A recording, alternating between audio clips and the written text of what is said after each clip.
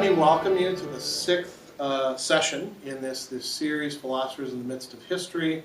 We're in the second year now, and we look at important philosophers, although importance is somewhat of a relative term, and their works in the context of their historical situations. And the person that I picked out for this time as a medieval philosopher, although we'll talk about why that doesn't quite fit in some respects, is Boethius, who has a very long Latin name, in part because he was a patrician, Ancius Manlius Severinus Boethius. We'll just call him Boethius. He lived between 480 and about 524 to 525, so he died fairly young, and died in a pretty gruesome way that we'll discuss. He wound up on the wrong side of a power conflict. And that brings in the other guy who we're going to talk about, a king, a barbarian king, you could say, Theodoric. And we'll also talk about, how these guys are ushering us into the Middle Ages. I'll make a few preliminary remarks about Boethius, and then I've got some things to say that place him in his historical situation, both at the time and looking a little bit at what happens after him and a little bit before him. And then I want to talk about his works, his written works, and their importance and their influence through the Middle Ages. And that leads a bit, into thinking about what is the Middle Ages, something that we often take for granted. I'll tell you this, the people who were living in the Middle Ages sure didn't think that they were the Middle Ages. Because in order to say middle, you need a point of comparison, right? So we'll talk about some of those interesting issues. And then one of his books, The Consolation of Philosophy, this is the Penguin version, which has a very nice picture of, the wheel of fortune swinging around. It really did swing around for this poor guy, Boethius, unfortunately. And Lady Philosophy consoling Boethius, who's kind of down in the dumps. We'll talk about why that's the case. I wanted to talk about some of the key themes of that work, because it's probably his most influential work and arguably his best. Now, we've got some time for Q&A at the end, but I always encourage people, if there's something that's not clear, or you want to know more about it, or you want to make a comment, or anything along those lines, just don't wait until then. Just ask away or say what you have to say. I think that if you haven't read him before, this really is a great book to read. It's one of those that you often see. If those great books collections that you can get, you'll find this usually in those. And I teach this when I teach Intro to Philosophy classes. And sometimes when I teach ethics classes, because it has a lot to say, and I think once the students get beyond, some of the translators have a bit of thee and thou-y kind of diction to it. Once they get beyond it, they see that the issues that Boethius was struggling with are things that we still grapple with quite a lot today. His solution to them is probably not one that most people today would find acceptable, but it's interesting, and so we'll talk a bit about that. So some preliminary remarks first. I'm what you can call a historian of ideas. I am a philosopher, but much of what I do is digging around in the history of philosophy and getting to know some of the thinkers really well by reading all of their works, and then occasionally seeing what other people have to say about them and seeing where they fit in relation to other people. And so when we think about Boethius in that way, he is a thinker of major importance. What makes him so important? It's not just that he has some really interesting ideas that are interesting for their own sake, out of context, you might say, but it's also that he influenced so many other people coming after him. Particularly in what we call the Middle Ages, and we'll see why that's the case. Now, we place him in the medieval period as an early medieval. He would not have thought of himself that way. As a matter of fact, if we were to ask him, if he understood, ancient, medieval, modern, he would say he was an ancient, and that he was keeping ancient learning alive. He's in what we might call the twilight of antiquity, and it's not just the twilight when things are just starting to get dark. It's, we've got a nice park out here, and I think a lot of us remember playing in the park until it gets really dark and you can't really see much in front of your face, and you might stumble. It's close to that. Not quite there. It's not quite the Dark Ages, but it's getting, or the first of the Dark Ages, but it's getting close to it. A few other people who you might know who are not all contemporaries, but are close in time and are of similar importance for the development of the West would be the monk John Cassian, who lived from 360 to 435, St. Augustine of Hippo, 354 to 430. So those are earlier than him. They're part of the formation. Boethius read them. Boethius is familiar with the literature of his time. Benedict of Nursia, born around the same time as Boethius. Benedict, the founder of the Benedictine order, one of the great monastic orders in the Middle Ages, and actually still today. And then later on, Gregory the Great, the Pope, who brought about all these important reforms and wrote some important works. He's later on, he'd be 540, so he's after Boethius' death to 604. But these are all more or less in the same period. If we have to say what is Boethius' real importance for the history of ideas, well, I mentioned, the Consolation. This book by itself, given how influential it turned out to be and how many times it was copied and translated, would have been enough to ensure his place in the history of ideas. But he also did a lot of other important stuff, and these have to do with keeping learning alive. He might actually provide, just like people talk today about the Benedict option, that's actually something that's getting quite a bit of interesting press in some conservative circles. We might talk about the Boethius option as well in terms of how learning is preserved and passed on in an age which seems to be chewing it up fairly quickly. So Boethius himself is an important thinker. He traces out new paths for Western philosophical and theological thought. The culture that he inhabits is what we in history classes talk about as after the fall of Rome and in these barbarian successor kingdoms. It's not really understood at the time that way. Rome got sacked, Rome got taken, but everybody at the time still sees themselves as living within essentially something like a continuing Roman Empire. And it's you might think of it as a Roman Empire adapted to new people, new faces, new situations. Or if you guys remember that old line about, meet the new boss, same as the old boss. There's a bit of that going on as well. In Boethius and his situation and his fate and his works, I think what we can see is an important juncture point between the ancient period, and the coming medieval period. So placing him in his time and his historical situation, I give you a timeline. It's not meant to be, comprehensive. It's just meant to give you some ideas about where things fit in and who some of the players in this are. And I also give you a map that can be kind of useful as well, showing these barbarian kingdoms, right? The Ostrogoths, or actually it just says the kingdom of the East Goths here, but we call it. I think it's a bit cooler if we call them Ostrogoths and Visigoths, and the Vandals.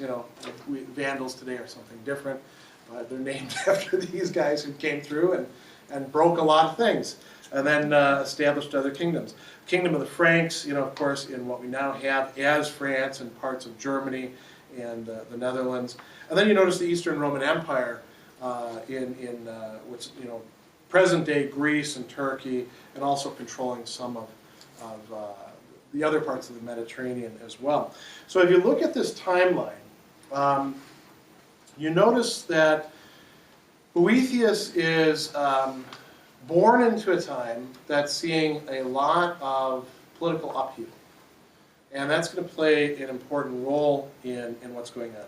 The Roman Empire, by this time, had been divided into East and West, in part along linguistic lines, right? The East was Greek-speaking. In some parts, depending on how much the Roman Empire actually controlled, it might also include some Armenian-speaking, not Armenian, sorry. Armenia was a clan state. Well, I'm blanking on what I want to say there. I mean, Egypt was Coptic, and then we had Aramaic, yes. In the West, it was Latin. Latin was used, and these are two different administrative entities. So, you know, you'd have an emperor in the West and an emperor in the East. And sometimes they got along, and sometimes they didn't. Doesn't sound like a really great way to organize things, quite frankly, but it was the best they had. If you think about the difficulties in governing that much territory and, you know, carrying out communications with the technology that they had at the time, it's you know, pretty incredible that they did as much as they were able to do. So the Roman Empire had been divided into East and West. By that time, you know, they had hundreds of years of revolts and civil wars and factions and intrigues going on. So that was kind of par for the course. They also had centuries of fighting against the barbarians. And the barbarians, this is an idea that they kind of inherit from the Greeks. Barbarian is actually a Greek word, barbaros, right? And the Latins take it over. They also, you know, the Greeks didn't call themselves Greeks, they called themselves Hellenes. And the Romans called them Greeks, and it was kind of an ethnic slur, put down. They said, well, that's what their language sounds like. And same thing with the old explanation for the barbarians is they just sound like they're saying bar. You know, you can't understand these people. Obviously, they don't have, you know, technology and social skills, and look at how they live is sort of the attitude. Not like us civilized people here. This is a conflict you see in many cultures. And the Romans had been, you know, not just conquering barbarians, but assimilating them for quite some time. So, you know, the Gauls, great example. You know, you read about Caesar fighting the Gauls. By the time that we're talking about this, the Gauls are Romanized. They have no interest whatsoever in living like the people outside of the Roman Empire and, you know, reviving these, you know, the wonderful warrior days. They like things the way they are, and they're scared as hell about these Germans coming in who now are the seeming tough guys. The Germans, they don't know this, but the Germans are actually being driven by people that they're scared of, the Huns, and there's all these migrations going on. But for several hundred years, you know, the Germans had been crossing the border and being assimilated. One way that you assimilate people is you offer them jobs. So they would make them into part of the army. The federati was how they framed it. And they were essentially sort of mercenaries. They'd be paid off here and there. Sometimes they'd be more Romanized, sometimes less. And the Romans, you know, were constantly having to figure out how they were going to manage this vast empire against the pressures of other people coming in. So by the time that Boethius is on the scene, the Romans, for example, have abandoned Britain. When they abandon Britain, they leave, you know, a whole bunch of people who've been Romanized there, the Romanized Britons, and, you know, Anglo-Saxons are going to come in and fight against them. You know, they're having a lot of pressures coming from various German tribes, from the Huns who now are on the scene, from the Avars over in the east, and certain Slavic groups as well. Rome got sacked by the Visigoths in 410. St. Augustine lived to see that. Thought that was pretty terrible. It's kind of, you know, that's viewed as sort of the end of the Western Roman Empire, but it didn't end. It continued on. because just taking a city doesn't mean you actually control the city or all the things going on. And the Germans tended to be attracted by the culture that they found themselves in. The Vandals invade Spain and North Africa. They sack Rome again in 455. So you see, sort of a pattern getting set up, and Roman institutions are surviving. So it may surprise you to find out that, all the way up till Boethius' time, there's still a Roman Senate. They don't do anything. It's the king who decides what's going to happen, but there is still a Senate. One way we know this is Boethius was a senator. There's still Roman consuls. These are people that are charged with, essentially representing the government and the people. Again, not doing much within the new administration, but they had a role. Boethius was a consul. His sons were consuls. His father was a consul. And so these Roman institutions are being, we might say, repurposed. They're being adapted to the new realities. Another big issue that's going on at the time is in the Roman Empire, it had become Christian. And so, one of the things that happened, if you remember your church history, is not everybody saw eye to eye on this developing religion. And so there were a lot of, what from the vantage point of the present, we agree with the Orthodox who want and call heresies. Most of the heresies were pretty strongly against the Orthodox. I don't want to, romanticize them or anything like that. But it's not as if the Orthodox were always themselves on the same page. They could find heresies within each other. There was a wide range. And it was complicated by the fact that you got a couple different languages in play, too. In the West, you've got Latin, right? And in the East, you have Greek and Aramaic and Coptic. And translating terms back and forth, theological terms, can sometimes be a bit tricky. So you can't always do the same thing in each language. When was it dominated by Christianity? Oh, Rome? Well, so it starts, there's a period of growth and persecution at the same time, right? Constantine is the guy who essentially makes it official. So we're talking about, 4th century? Yeah. And then, now, here's the thing, though. It's not as if you can change these things overnight. If I, imagine that we were suddenly to impose a state religion here in the United States. I mean, people go crazy to begin with, right? All sorts of, I think there's riots now, people would be going nuts. How many decades would it take to actually get it established to the point where you can rely on it? It doesn't happen all at once. It takes a while. And so, now by the time that Boethius is around, they've actually managed to go not just through sort of a Christianization of the empire, but even one emperor who tried to turn it around and reintroduce paganism. It didn't work, and then it goes on from there. Now it's more a matter of, well, what kind of Christianity, what brand, what flavor, what do you actually believe? And one of the biggest rivalries in the time of Boethius is between the Arians, who believed that Christ was a really great guy, but not a person of the Trinity, and the Orthodox. Arianism at one time actually sort of occupied the central seat in Constantinople. This comes into play in part because the guy who we're going to talk about, Theodoric, he was an Arian, and the Visigoths were Arians. The Ostrogoths were.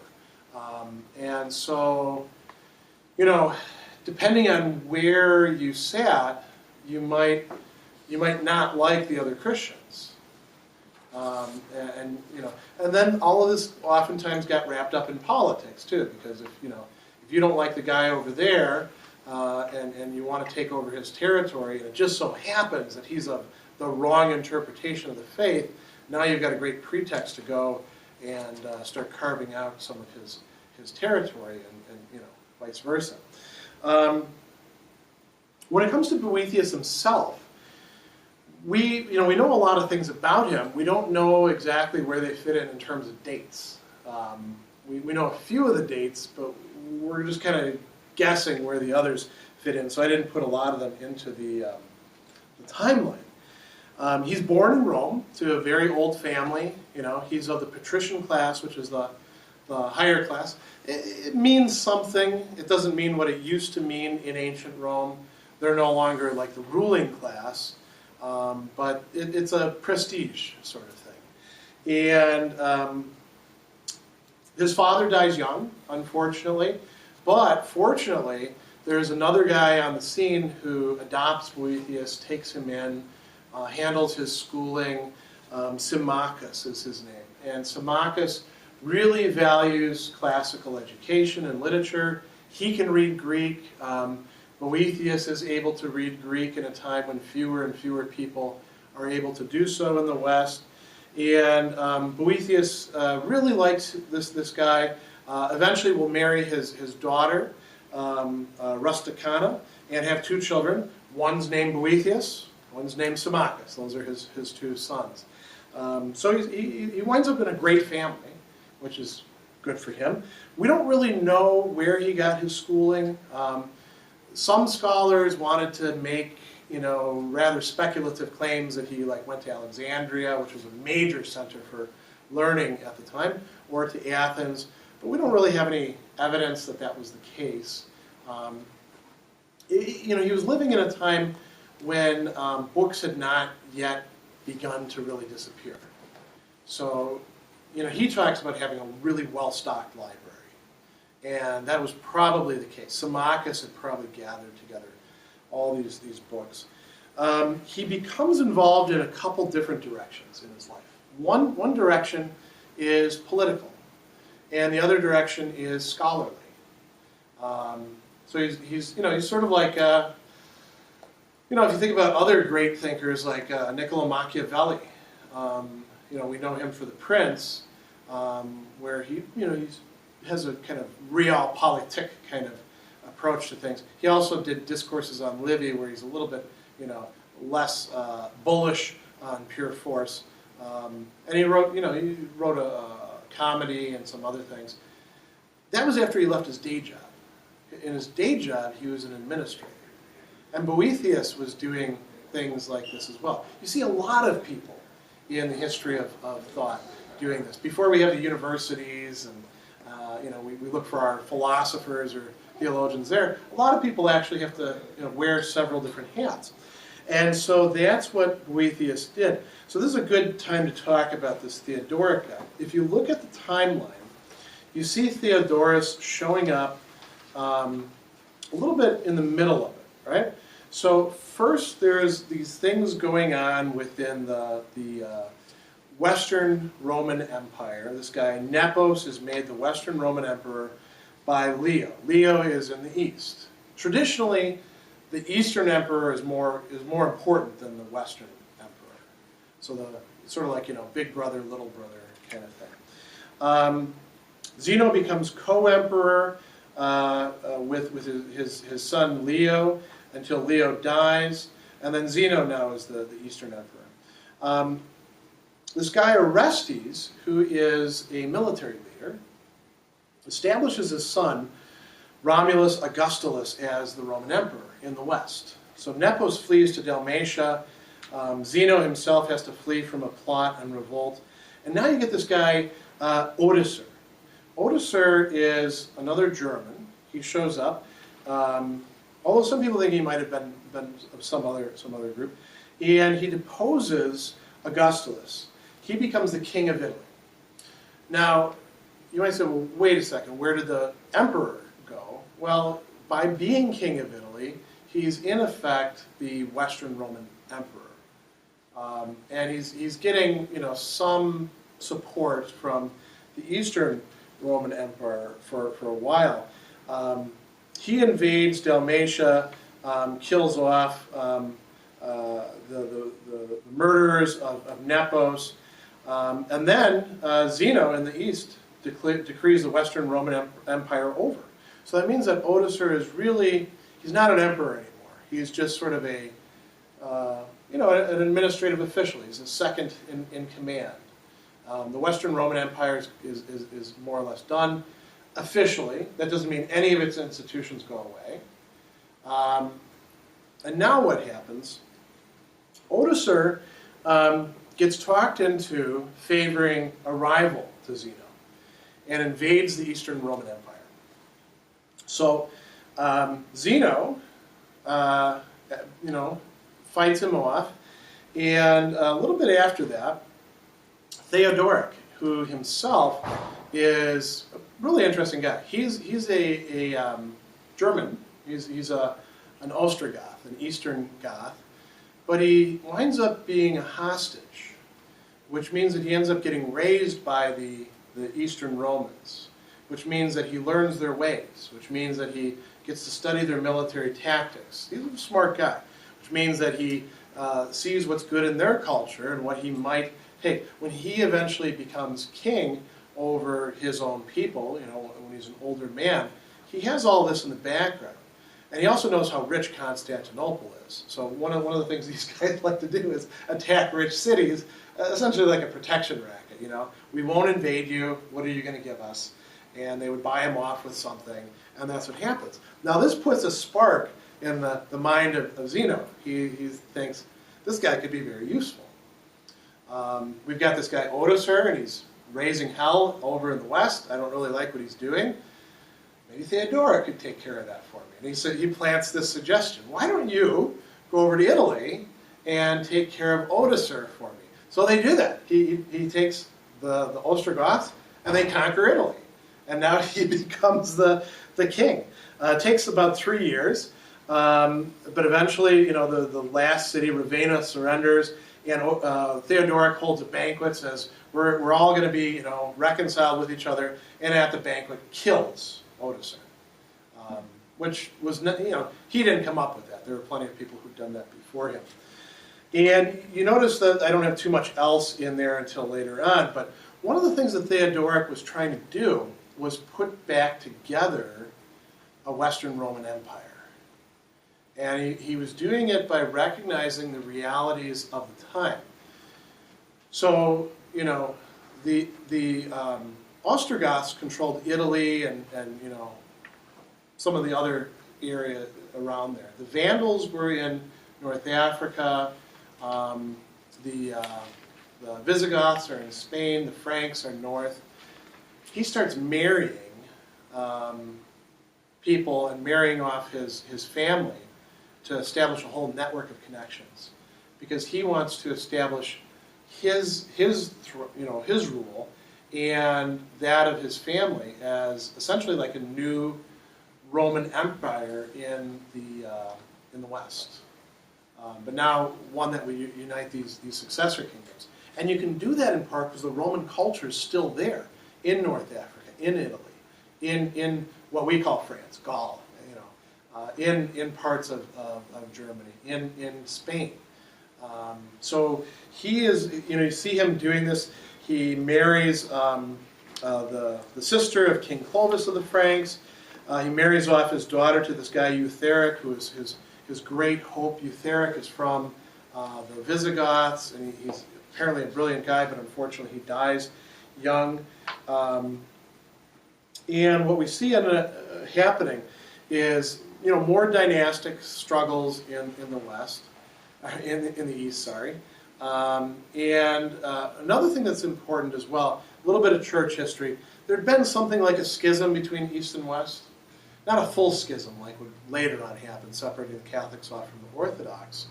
But enough that it made it much more comfortable for Theodoric. He had a lot more freedom of action. The churches got over that and start to reconcile. And this schism is ended, the Acacian schism. That sort of starts to put the heat on Theodoric.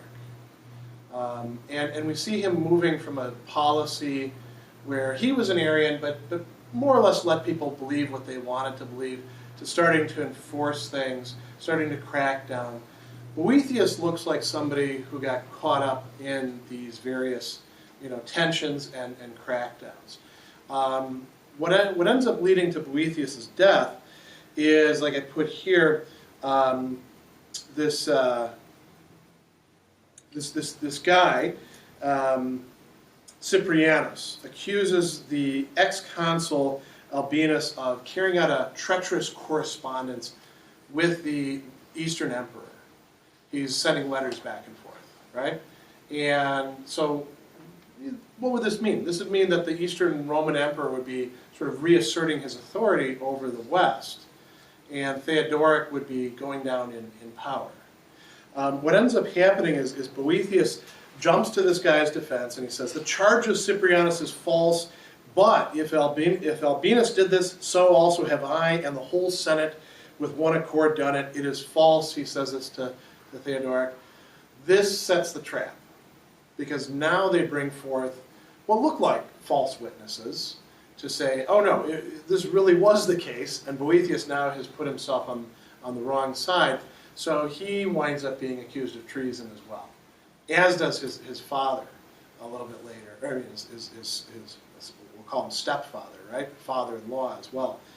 And Boethius is arrested, and he's exiled about 450 miles away from his home and put in this place. He's there for about a year. He writes the Consolation of Philosophy there. And then he is, we're not quite sure, stabbed, clubbed. They did something pretty bad to him. And that's it. There's no real trial. It's just the say-so, and he winds up on the wrong side of history. Now, there's a little bit of irony in that Theodoric dies himself a little bit after that, and never accomplished the things that he set himself to. So, he allowed a good guy to die for very little gains. And it was a great loss, Boethius dying. So this is a good transition to talking about his works. But before that, any questions about, I threw a lot of history at you. Some of it's probably a little confusing. So why was he executed again? Well, officially for treason. Okay. And you say, well, treason in what way, right? So, you know how sometimes we charge people for perjury, but we don't actually charge them for the underlying offense, That's how Martha Stewart went to prison, for example, right? Boethius says, if this guy actually engaged in treason, then so did I, and so did, the rest of the Senate. Now, the rest of the Senate, they're like, no, don't bring us into this. So he took a stand on principle, and really for the right side, and wound up on the wrong side. And they bring forth these witnesses. They even charge him like sorcery, which that's pretty far out of left field. Well, was it because of his writing, or was it just No. because, okay, No. so it was, He's on he the opened his wrong. mouth on principle and got nailed. Well, the other thing is, if that had happened, 15 years before, it wouldn't have occurred, because Theodoric wasn't concerned at that time about what was going on in the Eastern Roman Empire. This guy was being charged for treason because he was supposed to be carrying out a correspondence with the Eastern Roman Emperor, and Theodoric wanted to, consolidate his power in the West. So, it really trumped up charges. So was it like a Billy Budd situation where he was being Oh, set like up a as tragic no, situation? set up as an example? Do you know what I mean? Or was Well, it more of a... You could say yes to that, but then there'd be a lot of Billy Budds. He wasn't the only Billy Budd. Okay. His father-in-law is also executed. You can think of it almost like a purge in some respects, I guess. And what was the major advantage of getting rid of these people? Well, these guys won't be, tempted to conspire with the Eastern Roman Emperor, who might have designs on, the power structure that Theodoric had been building up all that time. It was facilitated by the fact that the two churches now, so you've got the the Eastern Church and the Western Church, they're all part of one big church, and they're not Arian, but they don't completely get along with each other. Now they're suddenly reconciled. So it's like a political realignment in many respects, you know.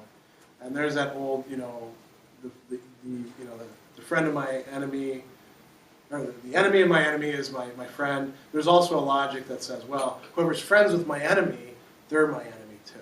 And that looks to be what Theodoric pursued. Yeah. So I'm just trying to get a sense of like the general landscape. Yeah. It was a big overview. It sounds like there's like a lot of little power struggles, but there's still sort of this pretense of sort of Roman customs, and so I'm wondering how, like, were there still like slaves or like, and how what were the people still like so oppressed that they were not rising up? Was it just the sort of upper classes that were trying to seize power from each other? Or? It was mostly the upper classes, and then it's complicated by the fact you've got these German barbarians coming in and becoming part of the new structure. Theodoric actually didn't allow intermarriage between Ostrogoths and Romans, interestingly enough. And he was worried about the Roman people in general, both the upper class and the ordinary people, being against him in one way or another, because some of this had to do with religious stuff. He was Arian, the Ostrogoths were Arian. The Roman people were Catholic, and so he was always a bit worried about them. Boethius is from the Roman people, so is his father Symmachus. You know, the Roman people were more in the east at that point. Say again? Were the Roman people more in the east at that point? Or no, the Roman people were sort of still living in Rome, in Italy. The Ostrogoths just invaded. And think of it as sort of like. Imagine that we just brought in a whole bunch of people here, and we didn't take any, a few people might have died because, we have accidents or something like that. But we just plunk a whole bunch of people out of mainland China, right down here in Bechuan. And we say, all right, everybody get on with your work, Yeah. Except that the Chinese also have a guy who they're all connected with, and he's the one in charge now. The rest of us would be like, some of us would be like, I'm learning Mandarin tomorrow because I want to get along and rise up through the ranks. Some of us might be like, things were a lot better before they were here. I wonder if there's any way we can get at them. And then we think about it, and no, it doesn't look like it. But you had to be somebody like Theodoric would have to be careful. His reign was very new. So I imagine he probably felt threatened. Yeah. Who exactly were the Arians? Were the Arians' main claim to fame?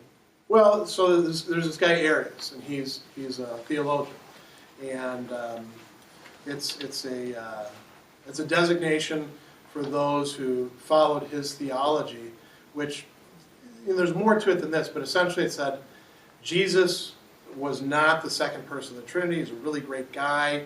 But, there's just God the Father, and Jesus was somehow, used by him or adopted by him. There's variations on it. And, if you think about it, it was it attracted a lot of upper-class intellectuals throughout the Roman Empire. They were like, this sounds a bit more reasonable than this Trinity stuff. In some ways, it was...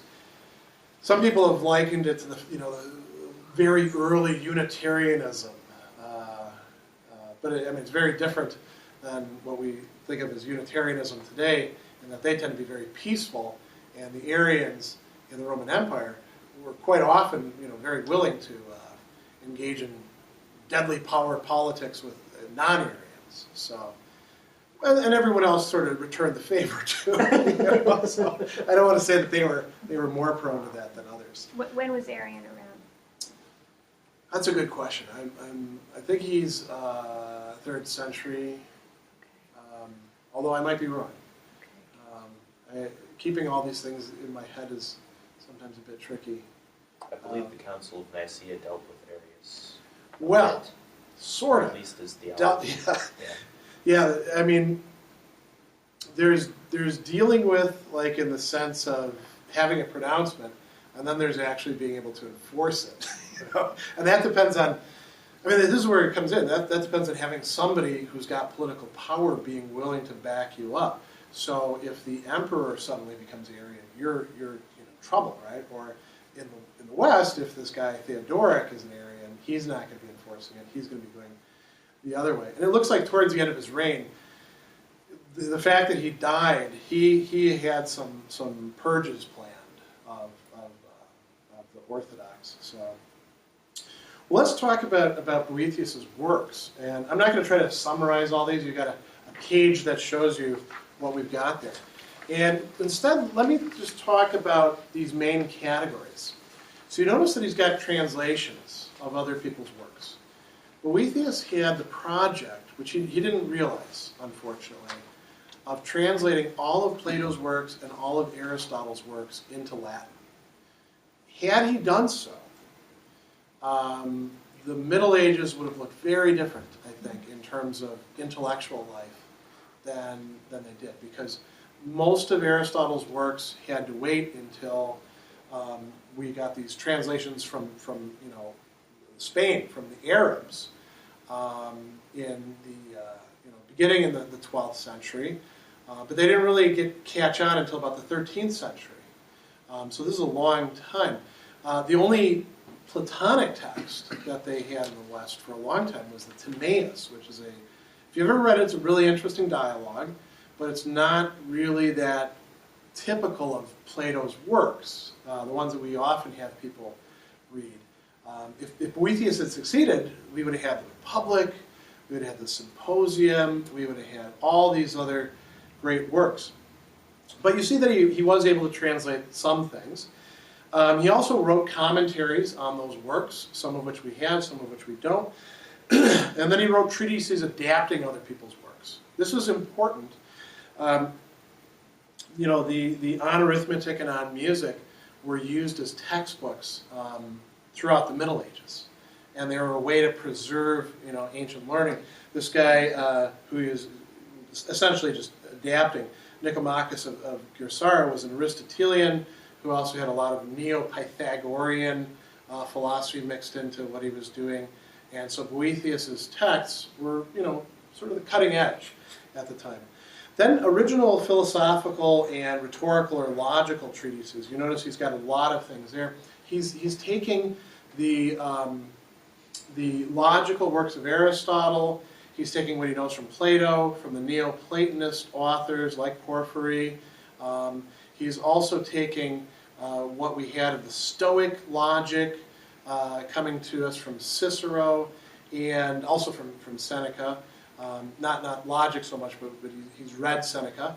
And he's putting these together in things that can be used as almost like textbooks and engaging in some speculation that will end up proving useful for other people coming after him. I think it's useful to remember that the time after him for quite a while is not going to be a time of original thought. It's going to be a time of just like keeping stuff alive and teaching it. And so he provides a backbone for that. A lot of these wind up in the monasteries. And then you notice the last of them is his Consolation of Philosophy, which is its own type of work. He also wrote some theological treatises.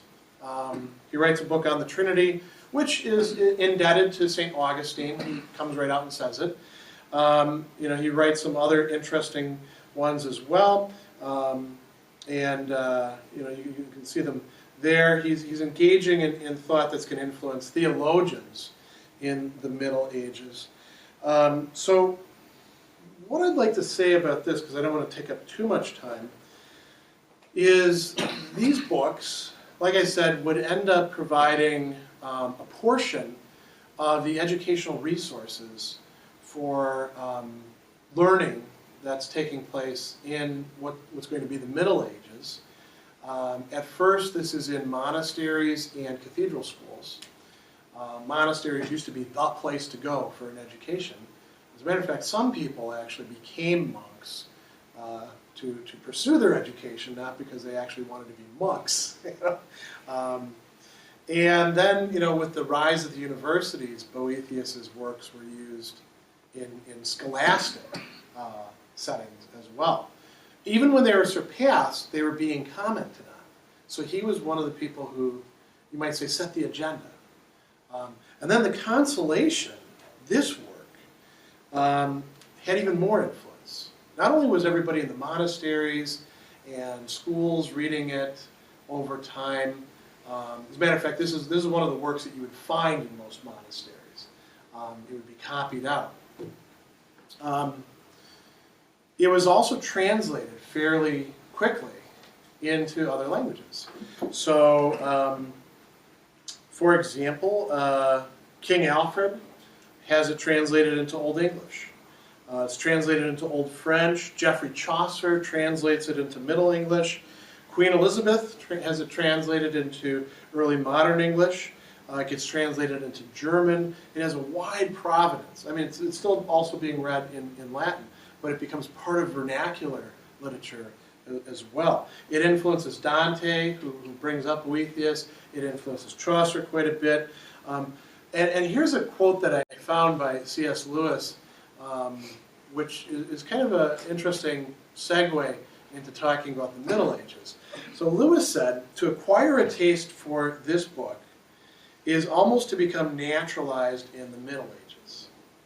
Now, if you've read the book, I think you understand why. It has to do with the themes that he's talking about, a bit of the drama, all that, the piety that's involved. But Boethius didn't conceive of himself as a medieval. And so I think we have to ask this question, what actually are the Middle Ages? And we know what they are historically, right? So you got the ancient period, and let's say it ends with the sack of Rome, first sack of Rome, because Rome keeps getting sacked over and over and over again, right? Then we have the Middle Ages, and we know they're kind of dark ages. There were some high points. We have the rise of courtly love in the universities, and they also had the Crusades and all this other stuff going on. And what was life like? For most people, it was pretty bad. I mean, if you were a Roman slave, your life was probably about as bad as somebody in the Middle Ages was. But there was a lot more technology and more culture in the ancient period. And then the Middle Ages, they're kind of digging themselves out of the dirt. Right? We've all seen the movies, right? Everything is brown, except for the knights. I mean, most of that is actually nonsense. The Middle Ages were a time of, very different experiences that people were having. There are always some places rising and some places falling. There were great cultural developments, a lot of technological developments happening in the Middle Ages. But usually we represent it as sort of a dark period. And then we get the Renaissance, right? Everything is reborn and it was so wonderful. And then, the Black Death, has a hand in that somewhere along the line. It's actually, playing an important role by making it harder to buy labor. So, working people, their prospects improve. And then we get the modern period, right? Technology, science, the Enlightenment, all this great stuff. So where does Boethius fit in? Well, he's at the very beginning of that medieval period. So he's at the time when antiquity has the lights have gone out, and now it's primarily just, years of darkness until then. That's the story we used to tell quite often. If you look at histories of philosophy, they'll mention, Augustine. Augustine was still a Roman, and then we have, Boethius, and then it's like a big, long period until we get to, Scotus Erigena, and then he's, just a sort of flash in the pan, and it's not until we get to other people, over a century later. Well, no, there was quite a bit going on, but the people who were involved in that, they still thought of themselves as living out this legacy of ancient Roman culture. They didn't think of themselves as medieval because, like I pointed out, to be medieval means that you have to be in the middle of something. You'd have to think of something else beyond that. they think of themselves as living in a culture that in many respects has gone to pot, and they're not quite sure why, and they want to try to keep as much of it alive and adapt themselves to new circumstances and try to develop as much as they can on that basis. Monasteries later on, would become oases not only of learning but also of economic development, of administration of justice. Towns would grow up around them because they provided some sort of order. The same thing can be said about other places of learning as well. And Boethius is going to play a role in it. So is he a medieval or not? It really depends on how we define our terms. We look at it that way. If you want to study him, you go to medieval philosophy, right, or theology classes. But that's not how he would have understood it at all. I'm interested to see, before we talk about some of the key themes of the Consolation, what you guys make of that sort of turning things on their head notion. I mean, if you think about it, he's providing, what he's providing is some of his own stuff, but he's providing stuff from ancient culture, and that's how it survived in the period that we call the medieval period, at least in the West, particularly in the monasteries. So he was a lantern bearer somewhat then? He brought learning from the old ages into the new ages?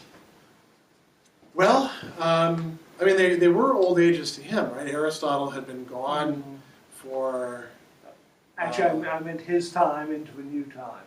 Yeah, although he didn't see any of that, of course, and I think he recognized that it was important because fewer and fewer people could read Greek. Right. There were more people in the West before who could read Greek, and it was kind of disappearing. It was one of the signs of cultural decline, right? That it was important to have Latin translations. And then he wrote commentaries and these other works in part because he thought, well, I can either comment on these and make it easier to understand them, or I can improve on these as well. Yeah. I was just my times aren't so great. So when was the library in Alexandria burned?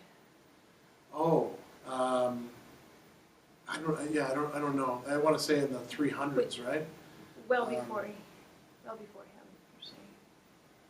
Or it might have been later. I mean, Alexandria was a seat of learning for a long time. I don't know. I'm just wondering how his viewpoint of that. I mean, because that was a lot. So those would be important books to him. Well, yeah, but there were libraries everywhere. There's a question of whether you could use them or not. Get to them. No, be able to read them. So you could have a library of Greek works, say in the city of Rome, and that would be great, provided anybody could actually read Greek. But he could. So for him, he could, there was and a few other people could. Yeah, his father-in-law could, but fewer and fewer people were able to do that. I mean, just a few centuries later, the only people reading Greek in the Western part of Christendom are these Irish monks. That's how quickly everything fell apart. So, you could have a book, like, for example, Aristotle's Categories. So Aristotle's Categories is a kind of beginning, I mean, it's kind of tough, but it's kind of a beginning work of logic, right? And it's in Greek. It's not written in Latin. And it would not be, you could have as many copies as you like floating around, but if nobody can actually read it in Latin, it doesn't do anybody any good. So who was his peers? I mean, who did he discuss ideas with? Well, we don't know much about that. We know that his father-in-law was somebody who he was very close to. Presumably, he would have brought up his sons that way as well. His wife was supposed to be, pretty not just smart, but inclined towards learning. He must have had some friends. Interestingly, there's a guy, Cassiodorus, who we know some things about Boethius through him. He winds up taking Boethius's place, in the administration after Boethius is tried, or, sentenced for treason, right? And Cassiodorus doesn't have any problem with the Ostrogoths and gets along with them just fine. And presumably he was close with Boethius, but he doesn't take Boethius aside. So how close? Not that close, and he becomes somebody who also gets read. There are some other people in other places who are writing things that, again, it's largely the monasteries that preserve this stuff and that offer it to what there is of an intellectual public in the centuries to come. But they're writing in other parts of the empire. They're not all in the same place. So much of this is a bit of a digression, but if you think about what it took to keep a book in circulation at the time, it's not like we've got paper, which is really great to have, and printers and all this wonderful technology. You had to put it onto other fabrics, and you had to do it by hand. And hopefully you had somebody who could do it without making mistakes, because that's how you get screwed up copies. It was very time-consuming and expensive to reproduce books. Now, places like Alexandria, they had like a whole system for that, But other places, and there were commercial booksellers who, would do this in the ancient world. But as the economy shrinks, as things get more uncertain, as you need more people for doing things like agriculture or, just maintaining existence, there's less and less people doing that. So it winds up being primarily something later on in the monasteries for a number of generations. So to want to keep learning alive, it was a real investment of yourself. Sometimes even a risk, too. Well, let's talk then about this great work, the Consolation. So, how many of you have ever had the chance to read it? Just one? Okay, so this would be if you only bring one thing out of this lecture, let me impress on you that you should read this book, and that you will probably enjoy it once you get past some of the translator's choices of diction. Some of them can, like I said, be a little thee and thou-y. And so, if you're into that sort of thing, that's great, but I'm not. So the Consolation of Philosophy is in 5 books, essentially 5 chapters. And it's you notice, like, if I hold it up here, you see there's like smaller columns and then bigger columns. That's because it's actually divided into poetry and prose. And there's this constant rhythm. A poem about the subject matter, then some prose. Poetry, then prose. It's also a dialogue. It's a dialogue between Boethius, who is in his prison cell, so he's writing in a very auto-referential way. I'm in my prison cell writing this book, because it wasn't like prison in other places. They let him have pens and paper. What's he going to do?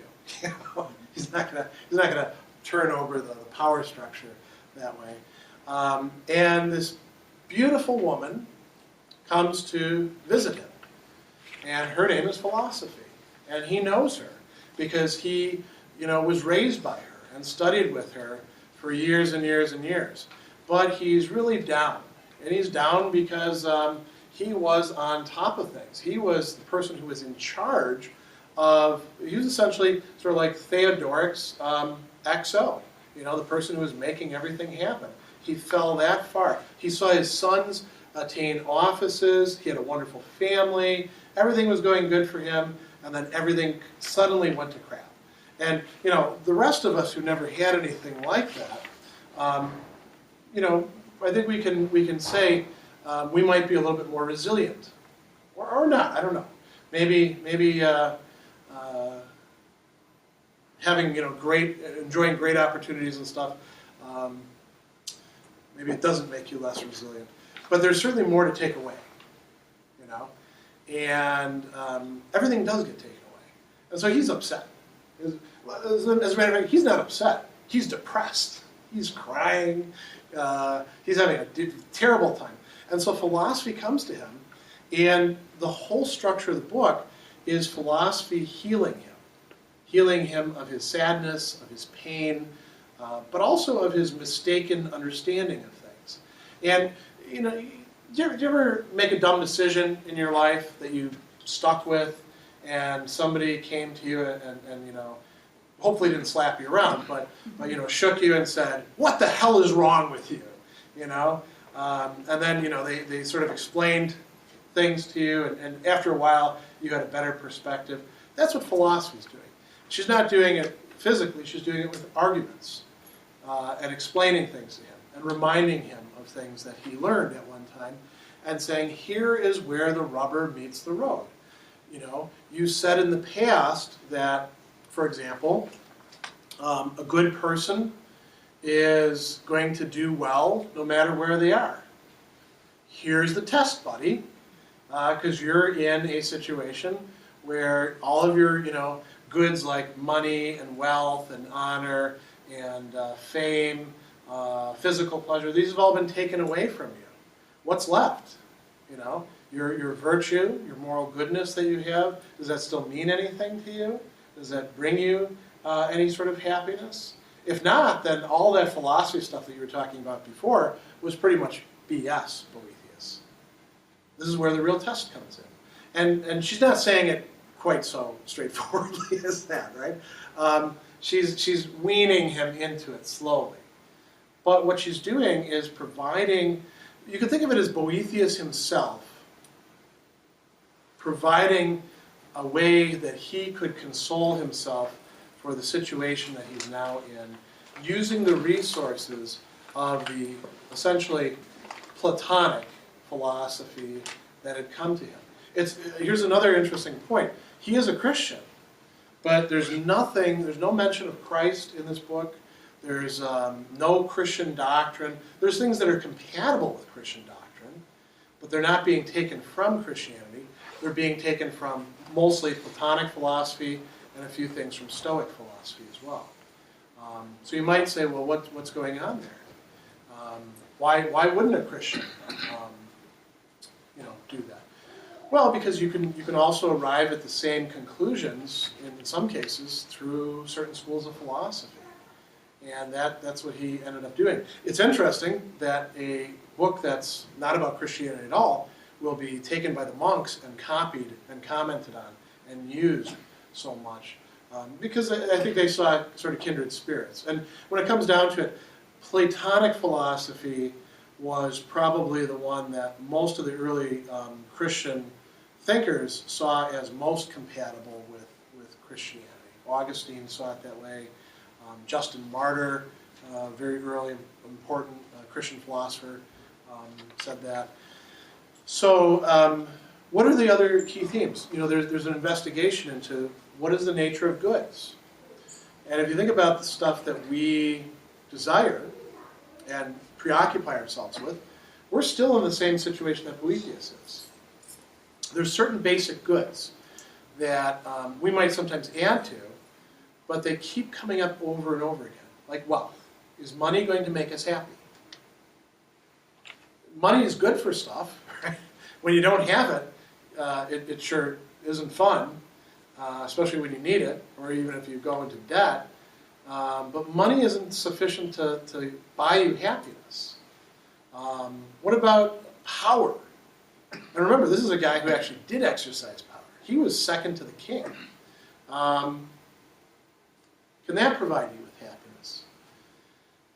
What about fame? We seek after this in some aspects of our life, or honor, or prestige, or having the corner office, or a title, or things like that. And so Boethius goes into, I'm not going to sort of belabor this, but philosophy leads him into thinking about, well, why do people want these things? Because they think it's going to make them happy. Even pleasure, physical pleasure. You say, well, what do you want money for? So I can buy stuff that's going to make me feel good. Like going to Vegas, right? You'll just get a nice massage and have a steak and a cigar and free drinks at the casino and watch the wheels go around and add whatever else you want in there, right? Those are all physical pleasures. Are those actually going to make you feel good? Boethius' answer ultimately is going to be, no, those aren't happiness. And whenever we pursue them, we're really putting ourselves at risk. Because I mentioned that fortune's wheel goes up and goes down. Those are goods of fortune. And if we pursue those, we're going to be unhappy, because sooner or later we're going to lose them. So what would be more durable? What could we actually hold on to? It has to be something internal. Who we are, our character.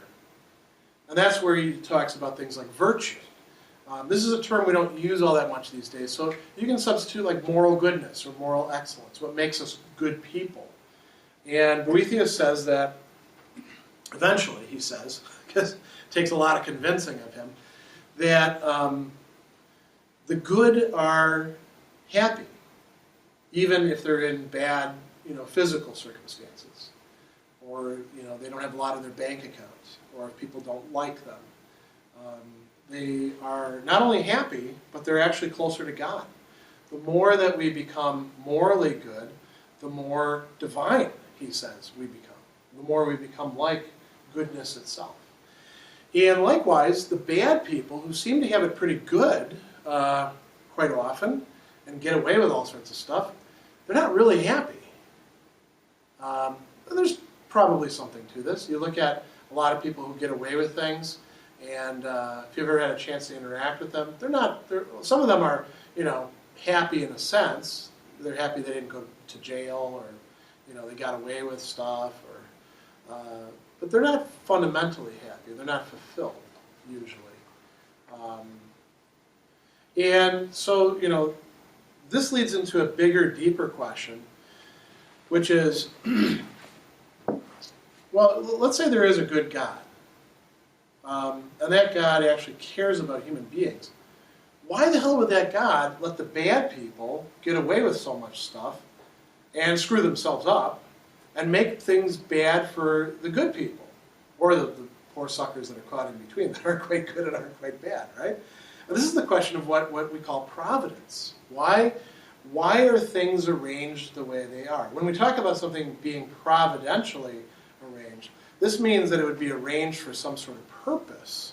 There'd be some rationality behind it. When people say, oh, God's mysterious ways, that's not exactly what Boethius is talking about. It's not supposed to just be a mystery. It's supposed to, in some way, make sense. And so what Boethius is trying to do is provide an account that makes sense. And here's ultimately the account is, well, the good people, the goodness that they have within them, that's its own reward. That is the happiness that they have. The bad people are punished by having to be who they are, by having to live with themselves. This leads to one last question, which gets raised. Let's say you do accept that there is a providential ordering of things. That would mean that God would know ahead of time how things are going to go. Now, if you say something like that, what kind of worries would you have about your own self? Yeah. You'd always be wondering what he knew that you didn't. You knew what good or bad would happen to you, and it would always be tormenting you. At least that's how I look at it. Yeah, that isn't where I was going to go, but that's actually a good point. It would be he'd like know the different possibilities that you never realized, I suppose, or things that he knows ahead of time that if you go take the job over there, it's going to be a terrible experience. You only know that after you go and take it, Or, to use a very silly example from when I was a kid, I actually, I thought I was going to, I took my mom's keys and I shoved them into a electrical socket, thinking I was going to start the car. And boy, did I learn quick that you don't do that. And presumably God would know ahead of time, you don't do that sort of thing. Yes. It's not that. It's not that, although that's a good point. If God knows everything that's going to happen ahead of time, whether we do good or do bad, any of those sorts of things. Is there any problem with the way that we normally look at things that arises from that? So you wouldn't have to think about anything because there's nothing, your decision's going to change, right? It's all fixed. Yeah. So if it's all fixed, then what are we lacking? Well, choice. Yeah, a choice. But why bother to educate anybody? Why bother to even discuss things? Because you're Yeah, it becomes fatalistic then, right? Yeah, you're on a set of rails. And you don't have any choice. Yeah. So we would be lacking free will to begin with, and then you're right. There's sort of a fatalistic attitude. Well, if it's gonna, if God wanted me to know the stuff that my parents say I should know, or my teachers say I should know, He would have given it to me, or something like that, right? Yeah, but why even bother giving it to you? It doesn't matter what you do. It's all going to be the same. So God could have just saved himself a lot of trouble right at the start and just said, I'm not giving these people anything. Now, even if you were, all powerful, don't you think that would be a terrible bore? Don't you think it'd be much more fun to be a gambler?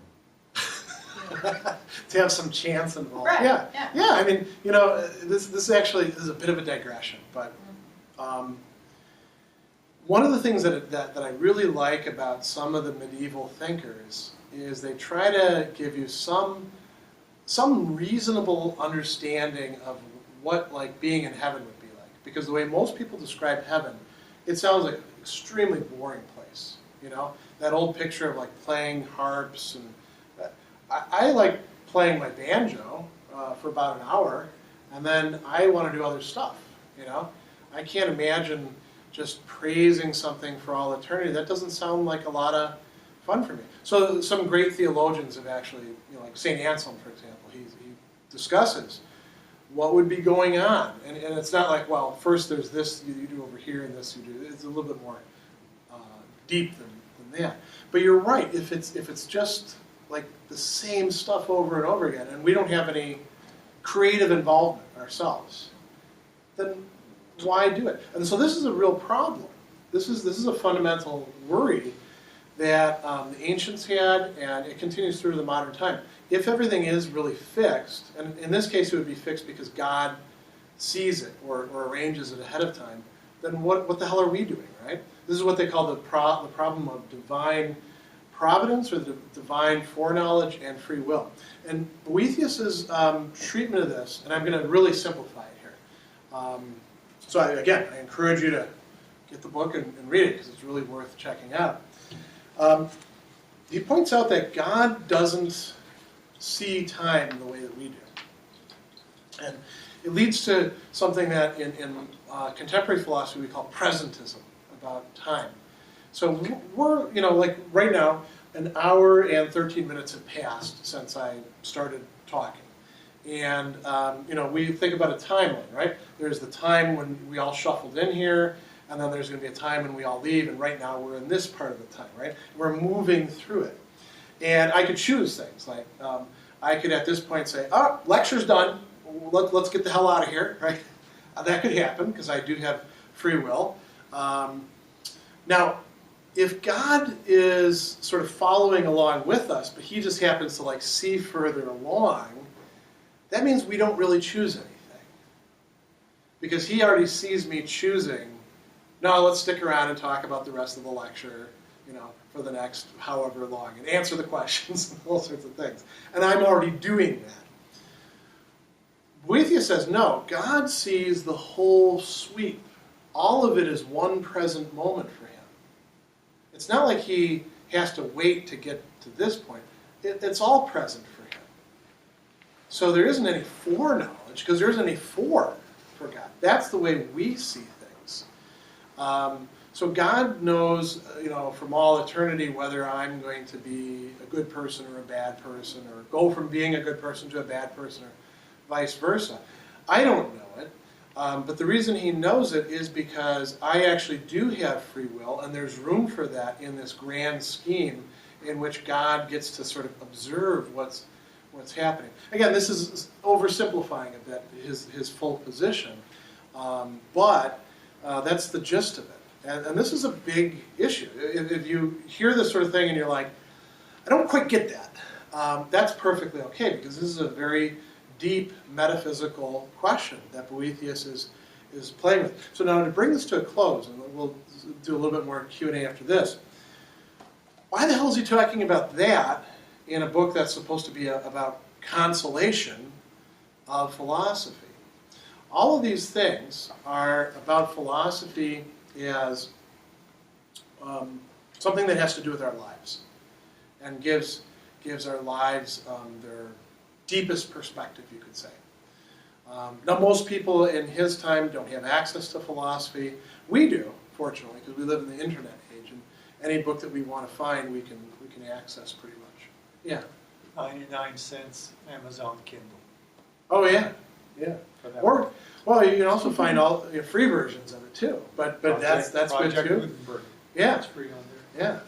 Yeah. And the idea is not just that we can acquire books and then we've got them. We have to read the books and we have to understand them. But philosophy, working through these really fundamental issues, would provide a consolation. Not because it helps you while away the time, so you don't realize you're in a prison cell or something like that, but because it puts everything into perspective. Now, we could, of course, disagree with Boethius, right? We could say, well, you're wrong about this, you're wrong about that. But in order to do so, we actually have to read him and understand what he's saying, or we're not actually disagreeing with him, we're just disagreeing with a little gloss on him. And if we do that, we risk that we might be actually convinced by him. So I think that might explain, to some degree, because this is something scholars talk about, scholars that know way more about the Middle Ages than I do and are way smarter than I. Why was this book so popular? I think that's part of the answer there. That when you do read it, it sort of sucks you in. Even if you disagree with it, you're going to find yourself taking some of the things seriously. And there's even a sort of joy that comes with it. And I've had students who have no interest whatsoever in reading philosophy, who I assign this to, and they experience some of that joy. So I think that's a good thing to end on in talking about Boethius in his time. And any questions you've got or comments, I'm happy to entertain them. Yeah. I had a question because I was also thinking just about philosophy and God in philosophy, or religion and philosophy. Yeah. So when, during Aristotle or Plato's time, how much did their philosophy, did they talk about the gods? Okay, that's a great question. So, there were the ancient Greek gods, right? This sort of pantheon, and that was always kind of a mess. We present it as if it's there's 12 gods and they each do their separate thing. But really, the poets were telling different stories about them and the gods, and sometimes, fight with each other or seduce each other and all that. And Plato didn't think, in part because his teacher didn't think, that those stories really carried any weight. He thought that they were probably, the poets making stuff up. But he thought that there were divine beings. They just wouldn't be doing that sort of stuff, like seducing each other's spouses, right? That's not particularly godlike. And actually people would point to it and say, well, look, Zeus gets to do that. Why can't I do it, Zeus is going to zap you if you do it, right? He's got the upper hand. Actually Plato makes fun of this in a dialogue called the Euthyphro. Euthyphro is this guy, and he's kind of pious, and everyone's saying that he's impious because he is prosecuting his father for a crime, for having thrown a slave who killed another slave into a ditch till he got there the next day to take care of him, and then the slave died. And so he's prosecuting his father. And they're like, you shouldn't be doing that, he's your father. And Euthyphro is like, look, Zeus, took action against his father, so this is the right thing for me to do.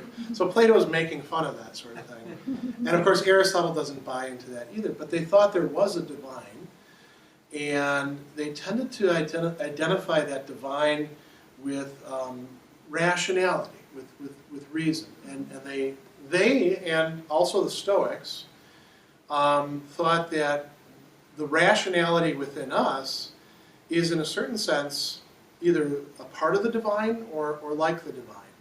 You know, it's mixed in with a lot of other stuff. You know, our desires and the stuff from the body, but it really can orient us towards the divine. And they had different ways of doing this. The Epicureans were a different lot. They thought there were gods, but they thought that the gods didn't care anything about human beings, because if they did, they would be as screwed up as us. And the gods are happy. The reason why they're happy, they don't mess with human beings at all. And so, you know, you can see them moving towards, we might call it higher and higher, more purified understandings of the divine, right? So when Christianity comes on the scene, also Judaism too, you know, is coming on the scene and encountering this, it's not totally foreign, you know, what they're engaging with. And in a certain sense, Christianity, by having this emphasis on this guy, Jesus of Nazareth, and all, it was seen as less rational, and you know, from the philosopher's point of view, sometimes, you know, more peasant-like, more superstitious than what these philosophers were offering. Now, you know, later philosophers were able to find ways to synthesize these. Philo of Alexandria synthesizes Platonic philosophy and the Jewish Torah. You know, some of the early Christian philosophers managed to find ways to synthesize it. They never synthesized Epicurean philosophy. The Epicureans are always the bad guys. But Platonist, Aristotelian, Stoic philosophy, they often absorb a lot of ideas from them. I was interested in, I guess, when you were talking about the summing up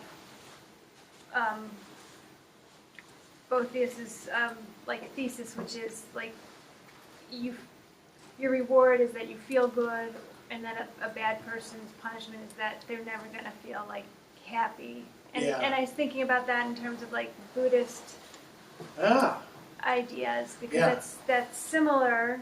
I mean, they're saying Except like there's no you. there's no you, Yeah. but there's, you know, it's just the focus is how do you not be suffering. Yeah. You know, there's suffering in life, but how do you not be suffering? And part of that is just feeling happy. Yeah, I mean, you know, in acting in a way that helps others because it has Yes. benefit to your well-being. And recognizing, you might say, higher values, you know? Yeah.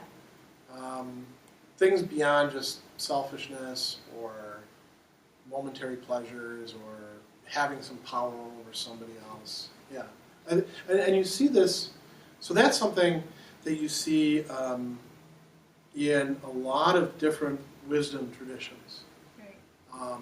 And some of them are, you know, Greek philosophical, Buddhism. You see that in, you know, the Confucian and Taoist traditions. You see that in, you know, Western theological traditions. A lot of different people, I don't want to say reinventing the same wheel, but, you know, discovering the same basic principles. And doing so from a number of different starting points, which is pretty cool, I think.